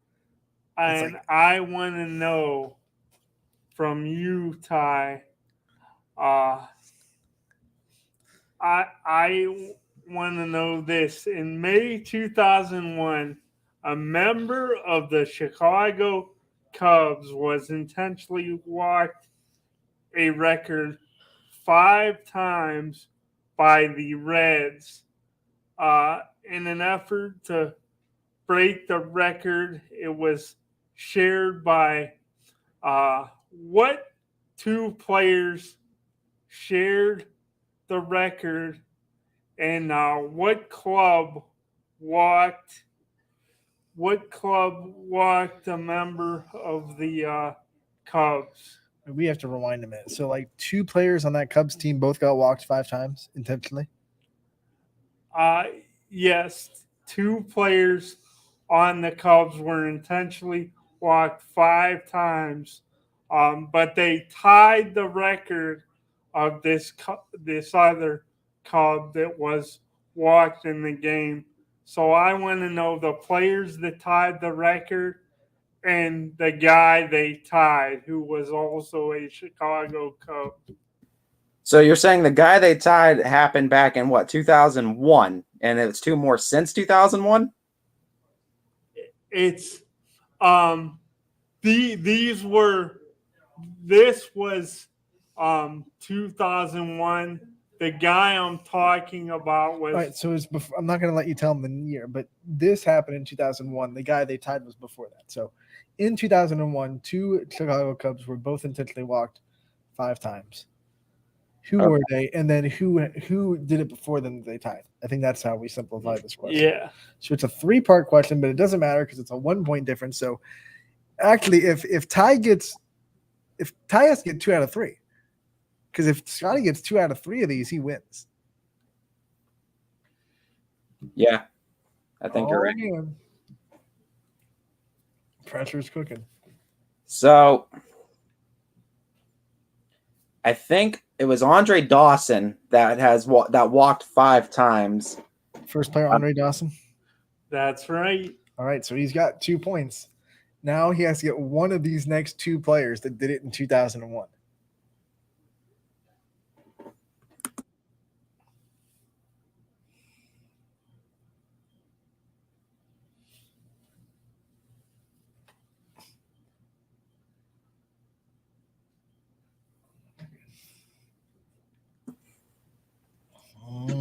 I would say, man, because I know Andre Dawson was the one. And you said so wait, we're saying there's 2 more that walked 5 times in 2001. Yeah, and I think what I want to know is there was 2 before 2001 that walked 5 times. Oh, I totally misunderstood the question. Who were they? I thought 2 people walked in 2001 to tie the record. not the year 2001. This was before 2001. So what happened in 2001? 2001 tied them, but I want to know the players before 2001. Oh, okay. So the one he said was the guy that tied it. Yeah. Okay. I misunderstood. Sorry, Ty. That's my bad.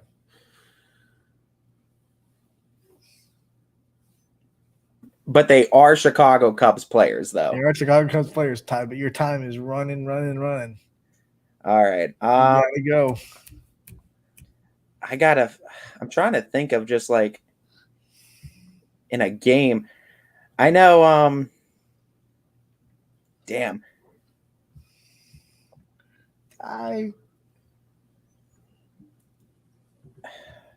20 seconds. I'm trying to think. I'm coming up blank on some. Oh.